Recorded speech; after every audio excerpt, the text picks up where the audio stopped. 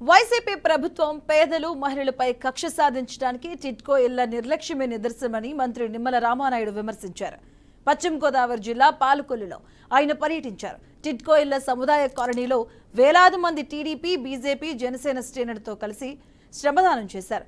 కాలనీలో జనసంచారానికి అవరోధంగా ఉన్నటువంటి మొక్కలను తొలగించారు. ఆయన స్వయంగా పారా గుణపం పట్టి పనిచేయడం జరిగింది. టీడీపీ ప్రభుత్వం టిడ్కో గృహాలను 90% పూర్తి చేస్తే గత 5 ఏళ్లలో వైసీపీ ప్రభుత్వం అరబస్తా సిమెంటు రూపాయి పని చేయలేదని మంత్రి నిమ్మల విమర్శించారు.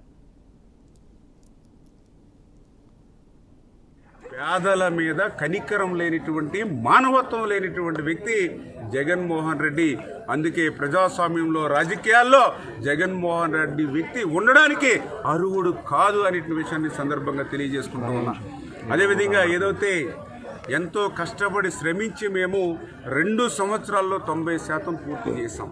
మరి ఈవేళ ఈయన అధికారంలోకి వచ్చిన తర్వాత జగన్మోహన్ రెడ్డి ₹1 దీని మీద ఖర్చు పెట్టకపోగా మేము కట్టినటువంటి ఇళ్లను సైతం బ్యాంకులకి తాకట్టు పెట్టి ఒక్కొక్కరు నెత్తి మీద 3,80,000, ఈరోజు వడ్డీతో కలుపుకుంటే 8-10 లక్షల రూపాయలు చొప్పున నా పాలకొల్లు నియోజకవర్గంలోనే మేము కట్టినటువంటి ఈఎన్టీఆర్ టిడ్కో ఇళ్ల మీద 180 కోట్ల రూపాయలు ఈవేళ ఆయన తనఖా పెట్టి ఆయన అకౌంట్లోకి తరలించుకున్నటువంటి పరిస్థితి.